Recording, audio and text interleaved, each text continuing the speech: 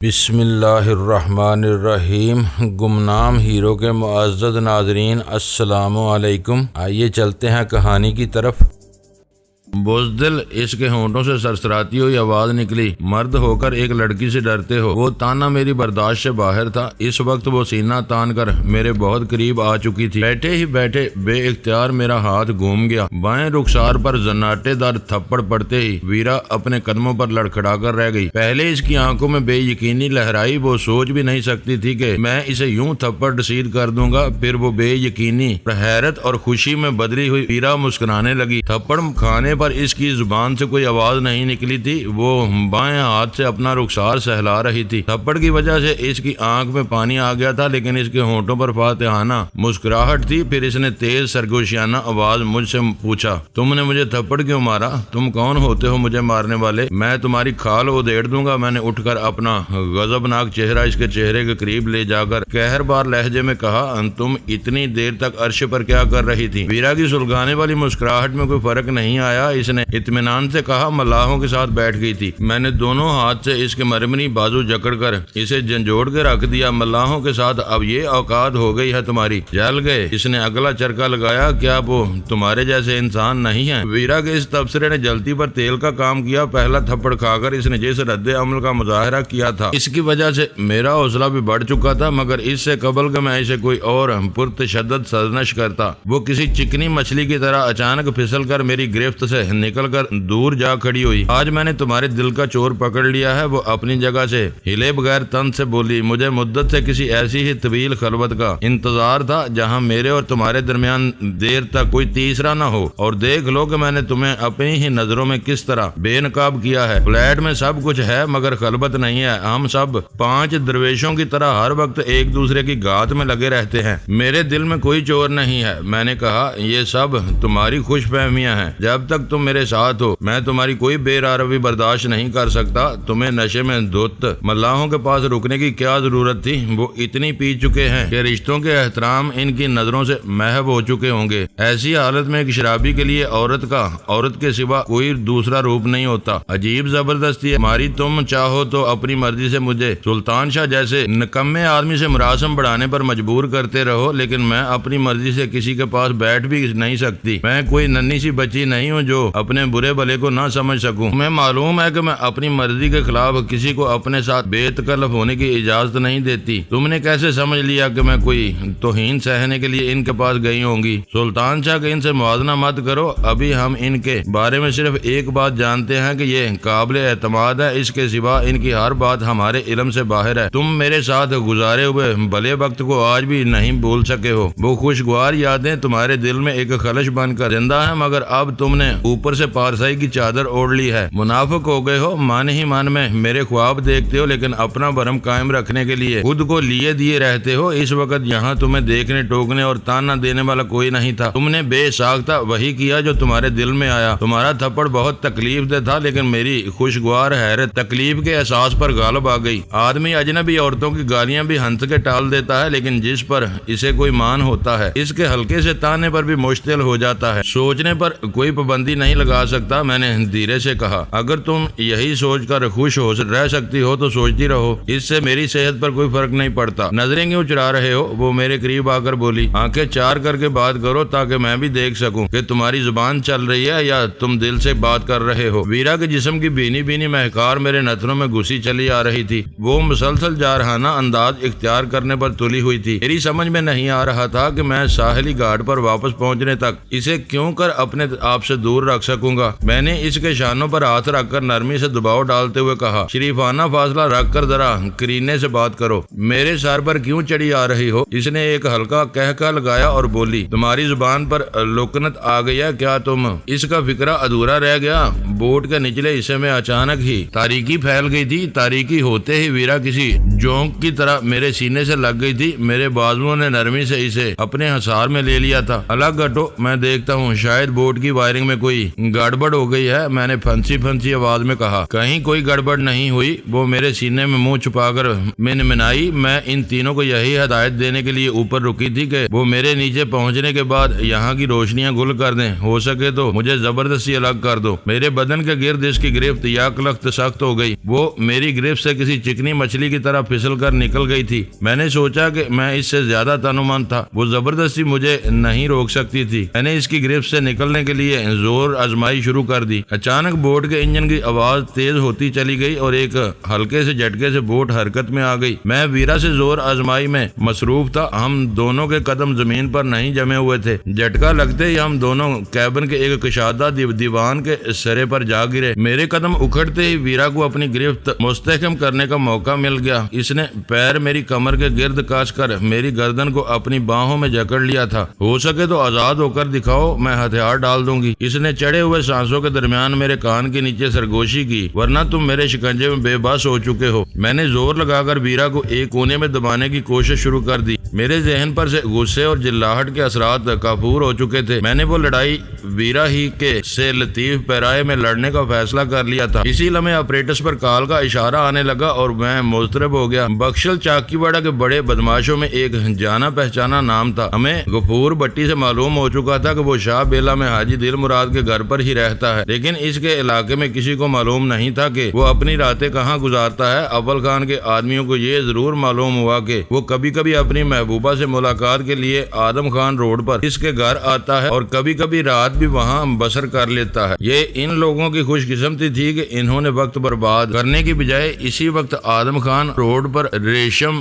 بخت کے مکان کا رخ کرنے کا فیصلہ کر لیا اور منہ اندھیرے بخشل کو اپنی محبوبہ کے پہلو سے اٹھا کر اسٹیشن 4 کے نئے کیمپ آفس میں لانے میں کامیاب ہو گئے۔ بخشل پختہ عمر کا ایک سنجیدہ آدمی تھا۔ ملیر چھاونی کے علاقے میں داخل ہونے تک اس نے اپنی رہائی کے لیے دونس اور دھمکی کے ساتھ لالچ کا ہر حربہ بھی استعمال کیا، لیکن چھاونی کی حدود کی جھلک دیکھ کر اس نے خود ہی 2 اور 2 4 کا حساب بنا لیا تھا۔ حساب یوں بھی درست بیٹھا تھا کہ ایس ٹی ایف کے بیشتر اہلکار اپنی وضاحت اور عادت و اعتبار سے نیم فوجی ہی نظر آتے تھے۔ ایک طرف اس کے اخذ کیے ہوئے نتائج تھے، دوسری طرف جب اول خان نے اس سے سامنا ہوتے ہی راجن اور وکرم کے خاکے اس کے سامنے رکھے تو اس کے چہرے کا رنگ اڑ گیا اور آنکھوں سے سراسیم کی جھانکنے لگی۔ اسی سوال سے پہلے ہی ظاہر ہو گیا تھا کہ وہ کس سلسلے میں پکڑا گیا تھا اور اسے لانے والے کس حد تک باخبر تھے۔ ان دونوں کے بارے میں ہر بات بلا کم و کاست بتاتے چلے جاؤ، جھوٹ اور خاموشی کے راستے تمہارے حق میں مہلک ثابت ہوں گے۔ اول خان نے چند ثانیوں کی خاموشی کے بعد درست لہجے میں اسے مطلع کیا۔ ہم ہر کام میں وقت ضائع کرنے کی بجائے مختصر ترین راستہ استعمال کرتے ہیں۔ اس کے بشرے سے ظاہر ہو رہا تھا کہ موقع کی نزاکت بھانپ کر وہ ہتھیار ڈالنے کا فیصلہ کر چکا تھا۔ اس نے زبردستی تھوک نکلنے کی کوشش کرتے ہوئے کہا، یہ دونوں آدمی میرے دیکھے بالے ہیں۔ اول خان اپنے ریوالور کی نال پکڑ کر کرسی سے اٹھا اور بخشل کے قریب پہنچتے اس نے ریوالور کے دستے سے اس کے جبڑے پر ضرب لگائی۔ بخشل لمبے چوڑے وجود کا مالک تھا، چوٹ لگتے ہی ہلکی سی چیخ مار کر کرسی سمیت پیچھے الٹ گیا۔ شاید اسے اپنے میزبانوں سے اتنی صورت کی امید نہیں تھی۔ بخشل اپنے جبڑے اور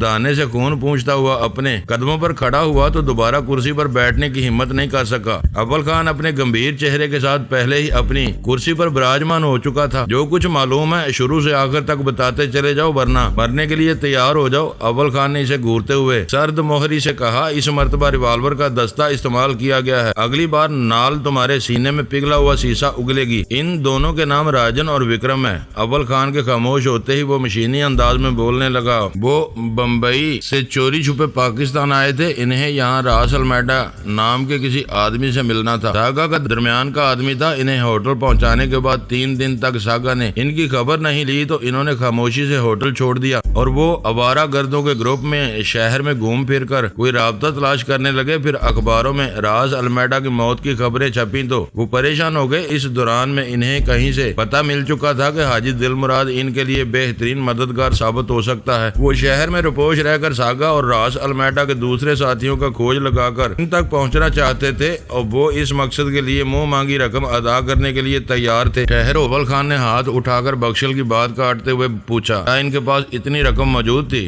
بخشل نے اپنا سارا اس بات میں ہلاتے ہوئے کہا، وہ حاجی کی تلاش میں مجھ سے ٹکرائے تو میں نے بھی ان سے پہلا سوال یہی کیا تھا۔ ان کے پاس $100 کے نوٹوں سے بھرا ہوا ایک بوسیدہ تھیلا موجود تھا، سارے ڈالر نئے اور گڈیوں کی صورت میں تھے۔ حاجی اس وقت دبئی میں تھا، میں نے انہیں گھیر کر شاہ بیلا پہنچا دیا۔ تمہیں ان کے کام سے زیادہ ان ڈالروں کا لالچ تھا جو ان کے پاس موجود تھے؟ میں نے پوچھا۔ ہاں صاحب، اس نے کسی تذبذب کے بغیر کہا، وہ بھارت سے آئے ہوئے تھے، چوری چھپے آنے والے اپنے ساتھ اتنی بڑی رقم لیے پھر رہے ہوں اور اسے لٹانے پر کمر بستہ ہوں تو ان کے ارادے نیک نہیں ہو سکتے، وہ بھارتی جاسوس بھی ہو سکتے تھے۔ میں نے فیصلہ کر لیا تھا کہ حاجی کے آنے پر ان کا کام ہو یا نہ ہو، ڈالروں کا تھیلا اپنے ساتھ واپس نہیں لے جا سکیں گے۔ اور پھر تم غفور بھٹی سے ملے، میں نے تسلسل کے لیے اسے یاد دلایا۔ غفور بھٹی کے نام پر وہ چونکا اور اس کی آنکھیں حیرت سے پھیل گئیں۔ وہ کہہ رہا تھا، بالکل ایسا ہی ہوا تھا، اس نے باتوں باتوں میں مجھے بتایا کہ بھارت سے آئے ہوئے 2 آدمیوں کے بارے میں نیوی والے اسے تنگ کر رہے ہیں۔ میں نے رقم کے تھیلے کا ذکر کر کے بات گول کر دی۔ اس نے ہمیشہ حاجی کا ساتھ دیا ہے، وہ ان دونوں کی تصویروں کو بگاڑنے پر آمادہ ہو گیا۔ اس کے بعد میری اس سے ملاقات نہیں ہوئی۔ راجن اور وکرم شاہ بیلا میں ہیں۔ تم اپنی محبوبہ کے گھر کیا کر رہے تھے؟ صاحب، حاجی کل رات دبئی سے لوٹ آیا ہے، مجھے ریشم بگ سے ملے کئی دن ہو گئے تھے۔ میں ان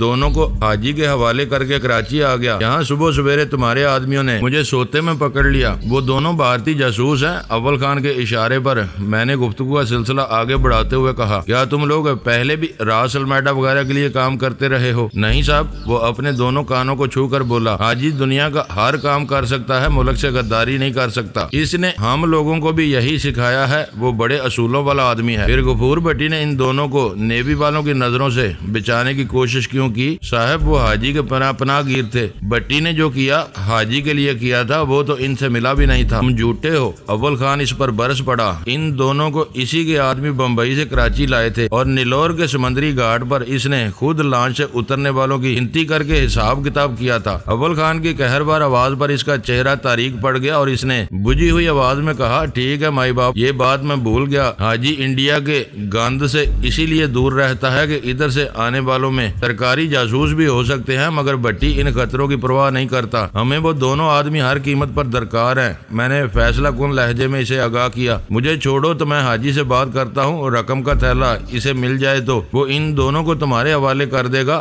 ہم لوگوں کو بھی تھوڑا بہت انعام ملنا چاہیے۔ Shut up! اس کی غیر ضروری جسارت پر اول خان کو غصہ آ گیا۔ تم بھول رہے ہو کہ ہم طاقت کے بل پر شاہ بیلا کو مسمار کر کے اپنے مطلوبہ آدمیوں کو گرفتار کر سکتے ہیں۔ ہماری نرم روی سے یہ نہ سمجھو کہ ہم اپنے مقصد کے لیے حاجی یا کسی اور کی مدد کے محتاج ہیں۔ میں مسکین آدمی ہوں۔ وہ دونوں ہاتھ جوڑ کے گڑ گڑایا، اگر حاجی اپنی مرضی چلانے والا آدمی ہے، اس کی حویلی کا سمندر والا حصہ جہازوں کے اسکریپ پر سمندر میں کنکریٹ ڈال کر بنایا گیا ہے، اس پر توپ کا گولہ بھی اثر نہیں کر سکتا۔ تم سرکاری لوگ معلوم ہوتے ہو، چاہے بعد میں لوگ کو پیس ڈالو، مگر اس سے لڑ کر دونوں آدمیوں کو چھیننا بہت مشکل ہے۔ اتنا خون بہے گا کہ پانی سرخ ہو جائے گا۔ وہ حاجی کی طاقت اور برتری کا کھلا اعلان تھا، بخشل کے لہجے میں دھمکی کا شائبہ تک نہیں تھا۔ وہ خون خرابے سے بچاؤ کے لیے نیک نیتی سے اپنی رائے دے رہا تھا، جس پر اعتبار نہ کرنے کی کوئی وجہ نہیں تھی۔ بڑوں کی چشم پوشی سے ریاست در ریاست قائم ہو چکی تھی۔ حاجی دل مراد نے اس علاقے میں رفتہ رفتہ ہی وہ طاقت حاصل کی ہوگی، لیکن امن و امان اور جرائم پیشہ افراد کی سرگرمیوں کی سرکوبی کرنے والے اس کی طرف سے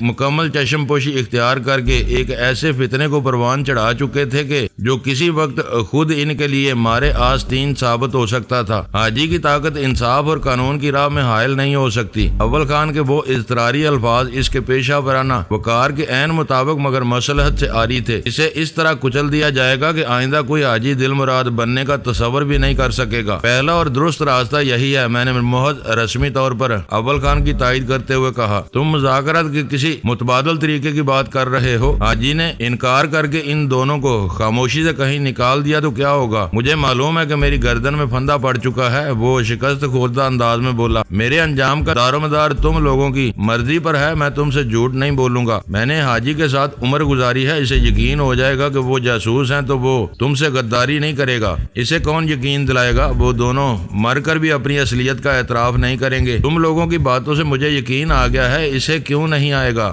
اخباروں نے کئی دن تک لکھا ہے کہ راس المیڈا یہودی ایجنٹ ہے، وہ بربادی کی سازش لے کر یہاں آیا تھا۔ بھارت سے آنے والے اس کے مہمان معصوم کیسے ہو سکتے ہیں؟ یہ ہو سکتا ہے حاجی ڈالروں والا تھیلا غائب کر دے، اسے بھولنا ہوگا۔ تم خود بھی کوئی نو آموز مجرم معلوم نہیں ہوتے۔ میں نے اس کے چہرے پر نظریں جما کے کہا، تم ڈالروں کو ضرورت سے زیادہ اہمیت دے رہے ہو، نئے ڈالروں کی وہ گڈیاں جعلی بھی ہو سکتی ہیں۔ اس کا چہرہ یوں کھل اٹھا جیسے میں نے اس کے دل کی بات کہہ دی ہو۔ پھر وہ جلدی سے کہنے لگا، تمہیں شبہ ہے مگر مجھے یقین ہے کہ وہ سارے ڈالر جعلی ہیں۔ میں نے ایک دو گڈیاں دیکھی تھی، وہ نقل اتنی محنت سے بنائی گئی ہے کہ اس پر شبہ تک نہیں کیا جا سکتا، کوئی مائی کا لال انہیں نہیں پکڑ سکتا۔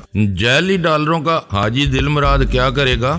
میں نے قدرے حیرت سے پوچھا۔ صاحب تم لوگ وہ جعلی ڈالر جلا دو گے، ہم لوگ کو ملیں گے تو ہمارا بھلا ہو جائے گا۔ حاجی ایسے کاموں میں بہت ماہر ہے، وہ گڈیاں توڑ کے سارے ڈالر باہر پھیلا دے گا۔ یہ وعدہ ہے کہ ان میں سے ایک نوٹ بھی پاکستان میں نہیں چلایا جائے گا، اس میں کسی کا کوئی نقصان نہیں ہے۔ یہ بعد کی باتیں ہیں، پہلا مسئلہ ان دونوں کی واپسی کا ہے۔ اگر تمہیں چھوڑ دیا جائے تو تم حاجی سے بات کر کے کب تک واپس آ سکتے ہو؟ میں نے پرخیال لہجے میں پوچھا۔ آزادی کا امکان پیدا ہوتے ہی اس کی آنکھیں چمکنے لگیں۔ اس نے اپنے زخمی جبڑے پر ہاتھ پھیرتے ہوئے جواب دیا، تم مجھے جگہ بتا دو، میں شام کو 5 بجے وہاں پہنچ جاؤں گا، اور اگر تم واپس نہ آئے۔ اول خان نے ایک مرتبہ پھر گفتگو میں اپنی ٹانگ اڑا دی، ہم کو بھی جان پیاری ہے صاحب، تم سرکاری لوگ ہو، غریب آدمی سرکار سے بھاگ کر کہاں جا سکتا ہے؟ تم ڈھونڈ کر میرا حشر خراب کر دو گے۔ وہ قیدی کے لیے ایک الگ تھلگ اور بے سر و سامان خیمہ تھا، ہم دونوں اسے وہیں چھوڑ کے باہر آ گئے۔ بخشل بہت نچلی سطح کا آدمی ہے، اول خان نے اپنی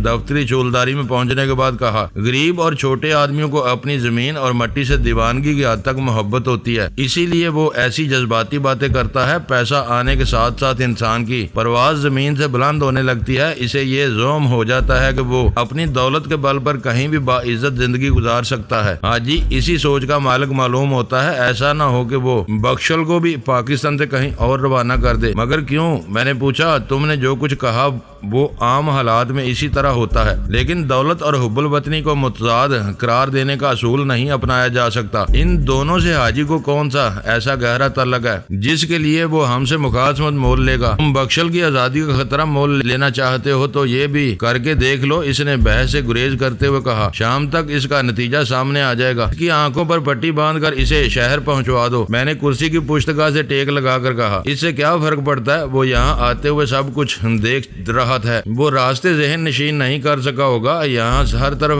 ملٹری یونٹ مقیم ہے، میں نہیں چاہتا کہ وہ ہمیں فوجی سمجھنے لگے۔ فوجیوں سے معاملہ طے کرتے ہوئے ہر شخص محتاط رہتا ہے، یہ تمہاری منطقیں ہیں جنہیں تم ہی سمجھ سکتے ہو۔ وہ ہنستے ہوئے بولا اور پھر انٹرکام اٹھا کر کسی سے بات کرنے لگا۔ غفور بھٹی ان چکروں میں مفت مارا گیا۔ کھانے کی میز پر سلطان شاہ نے افسوس کا اظہار کرتے ہوئے کہا، بخشل کو گرفتاری کے بعد رہائی مل گئی، حاجی دل مراد سے مذاکرات ہو رہے ہیں، پتہ نہیں اس بیچارے نے ایسا کون سا بڑا گناہ کیا تھا۔ پچھلی رات اور آدھا دن گزرنے کے بعد ہم سب کو دوپہر کے کھانے پر یکجا ہونے کا موقع ملا تھا۔ صبح سویرے بلیک سی سے واپسی پر اول خان نے بذات خود ہمارا استقبال کیا تھا اور بوٹ بیسن کی ٹیکسی سے بیرا کو براہ راست گھر بھجوا دیا تھا۔ میں نے راستے میں ہی اول خان کو آپریٹرز پر وہ کہانی سنا دی تھی جو مجھے غفور بھٹی سے معلوم ہوئی تھی۔ اس نے ان معلومات کی روشنی میں اپنے آدمیوں کو فوراً ہی مامور کر دیا تھا، جس کا نتیجہ یہ تھا نکلا کہ ہم دونوں کے اسٹیشن 4 پہنچنے کے کچھ دیر بعد ہی اول خان کے آدمی بخشل کو پکڑ لائے تھے۔ اسٹیشن 4 کے معاملات سے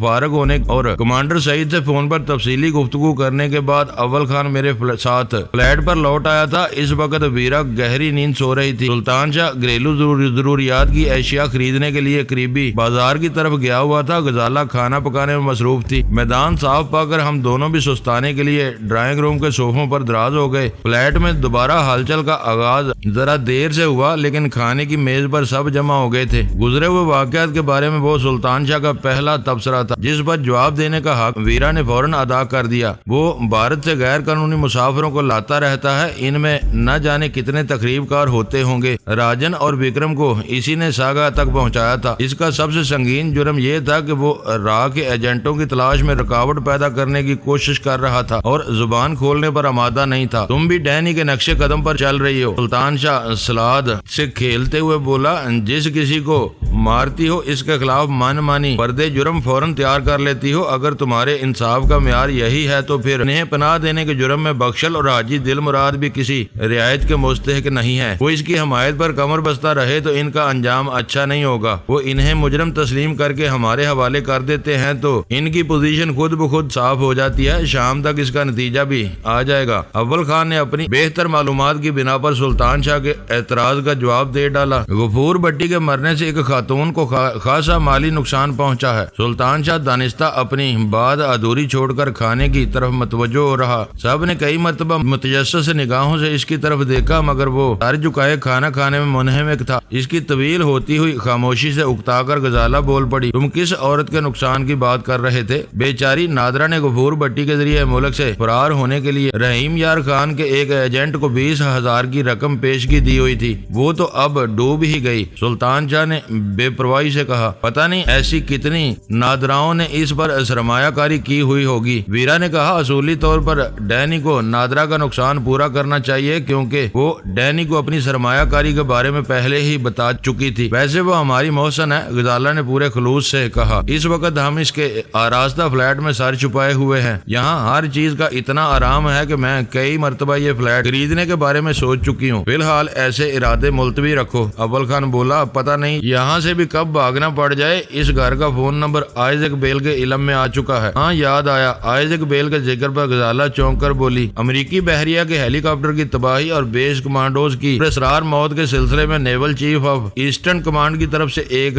4 رکنی تحقیقاتی وفد کی کراچی آمد کی خبر اخبارات میں شائع ہوئی ہے۔ وہ بہت چھوٹی سی خبر تھی۔ اول خان نے تعریفی مسکراہٹ کے ساتھ کہا، معلوم ہوتا ہے کہ تم اخبار بہت غور سے پڑھتی ہو۔ صبح سویرے سے تم میرے ساتھ ہو۔ تم نے وہ خبر کب پڑھ لی؟ میں نے حیرت سے پوچھا۔ میرے لیے وہ خبر پرانی ہے، ویسے میں نے اسٹیشن 4 پر اخبار دیکھا تھا۔ ان لوگوں کی آمد سے یہاں کوئی نئی سرگرمی شروع ہو سکتی ہے۔ میں نے رائے ظاہر کی، ہو سکتا ہے کہ ان میں سے بھی راڈنی آرک جیسا کوئی چکر ہو۔ سی آئی اے کے ایجنٹ وفد کی آڑ لے کر یہاں آ سکتا ہے۔ انہیں کو بہت کچھ ہو سکتا ہے، لیکن پچھلے دنوں کے واقعات نے انہیں بری طرح دہشت زدہ کیا ہوا ہے۔ وہ خاموشی سے اپنے کونوں میں دبک گئے ہیں۔ حفظ ما تقدم کے طور پر یہ احتیاط کر لی گئی کہ وہ چاروں ہر وقت زیر نگرانی ہیں۔ ان کے شہریوں کو درپیش خطرات کے پیش نظر انہیں پیشگی اجازت کے بغیر نقل و حرکت سے منع کر دیا گیا ہے۔ وہ جہاں بھی جائیں گے ان کے نگران ان کے ساتھ ہوں گے۔ اس کا مطلب ہے کہ ہیلی کاپٹر کا جلا ہوا ملبہ ابھی تک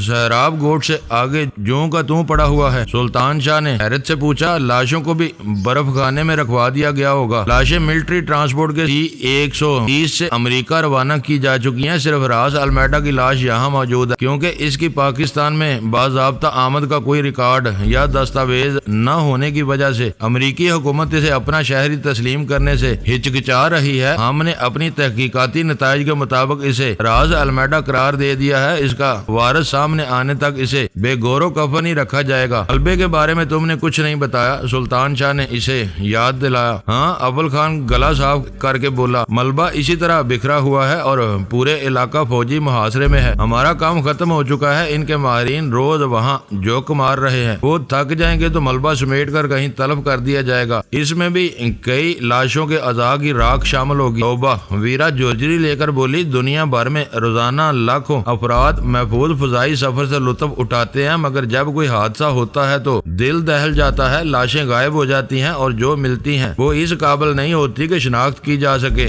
زید کا مردہ بکر کے نام سے دفن کیا جاتا ہے۔ خوب! سلطان شاہ نے تنت کا وہ موقع ضائع نہیں کیا۔ وہ تم نے تو جو غفور بھٹی کی گردن توڑ کر اسے سمندر میں پھینکا ہے، تو اس کی قبر کہاں اور کس نام سے بنے گی؟ اگر بڑی مچھلیاں اس کا ڈھانچہ بھی نکل گئیں تو وہ ہمیشہ کے لیے ایک بھولا ہوا نام بن کر نہیں رہ جائے گا۔ اسے اس کے کرتوت کی سزا ملی ہے۔ بات بے گناہ فضائی مسافروں کی ہو رہی تھی۔ تم کون سی غیب داں ہو کہ مرنے والے فضائی مسافروں کو بے گناہ قرار دے سکو؟ قدرت کا ایک اپنا نظام مکافات عمل ہے جس پر فضاؤں میں بھی عمل ہوتا ہے اور اس پر کچھ کہنا بالکل بے سود ہے۔ کھانے سے فارغ ہونے کے باوجود بحث میں الجھے ہوئے تھے۔ میں نے خاموشی سے کرسی سرکا کر اپنی جگہ چھوڑ دی۔ اس وقت میرا ذہن اچانک ہی آئزک بیل میں الجھ گیا تھا۔ چند روز پہلے تک نادرہ کا وہ فلیٹ ہمارے لیے بہت محفوظ تھا۔ میں نے فلیٹ پر دشمنوں کی کسی مہم جوئی کے امکان کو سختی سے مسترد کر دیا تھا، مگر اس وقت میرے ذہن میں شبہات سر ابار رہے تھے۔ خرابی کی اصل ابتدا ویرا کے اغوا سے ہوئی تھی۔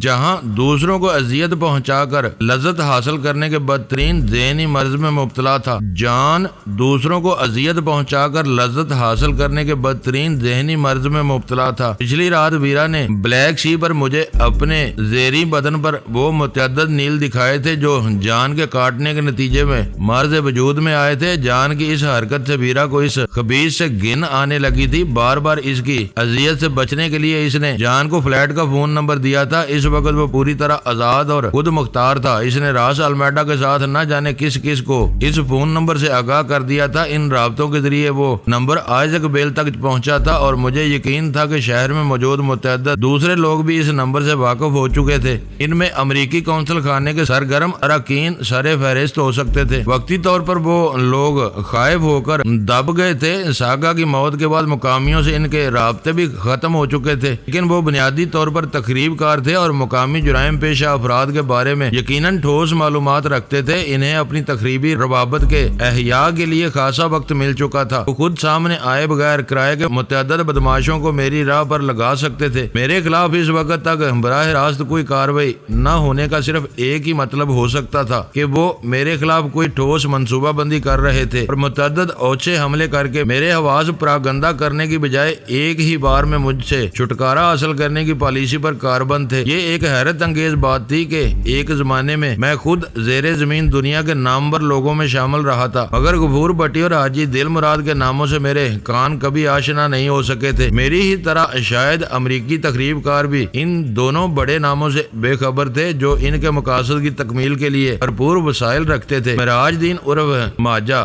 بدرو دادا اور ساگا جیسے بہت سے موہرے میرے خلاف میدان میں اتارے اور بری طرح پٹوائے گئے، لیکن کسی نے ان لوگوں سے رجوع نہیں کیا جو بحر و بر کی وسعتوں میں اپنے کالے دندوں کو پورے اعتماد سے فروغ دے رہے تھے۔ اس بارے میں دوسری حیران کن بات یہ تھی کہ شہر کے باخبر لوگوں کو بے خبر ہوتے ہوئے بھی راجن اور وکرم کو یہ معلوم تھا کہ راز المیڈا کی موت کے بعد کراچی میں حاجی دل مراد ان کی بھرپور مدد کر سکے گا۔ حاجی دل مراد کوئی گمنام آدمی نہیں تھا، لیکن یہ بات میری سمجھ میں نہیں آ رہی تھی کہ راہ کے ایجنٹوں نے اسی کا رخ کیوں کیا تھا۔ اس پورے چکر کا تشویشناک پہلو یہ تھا کہ راجن اور وکرم کے ذریعے حاجی دل مراد کو امریکی سفارتی حلقوں میں رسائی حاصل ہو جاتی تو وہ لوگ اپنے مذموم مقاصد کی تکمیل اور کراچی کے ساحلی وسائل پر اپنا تسلط قائم رکھنے کے لیے حاجی دل مراد کے آدمیوں کو جدید ترین اسلحے سے لیس کر کے ایک متوازی فوجی طاقت کے طور پر پروان چڑھا سکتے تھے۔ ایسی کسی خوفناک سازش کے نتائج کا اندازہ غیر معمولی ذہانت کے بغیر بھی لگایا جا سکتا تھا۔ معزز ناظرین، لائک کریں، شیئر کریں اور کمنٹس باکس میں پاک آرمی زندہ باد، پاکستان پائندہ باد کا نعرہ ضرور درج کر کے اپنے ملک پر فخر کریں اور پاکستان کی بنیادیں مضبوط کرنے میں اپنا کردار ادا کریں۔ ویڈیو دیکھنے کا شکریہ۔ معزز ناظرین، اپنا خیال رکھیے گا اور ہمارے چینل کا بھی۔ ISI پاک آرمی زندہ باد، پاکستان پائندہ باد۔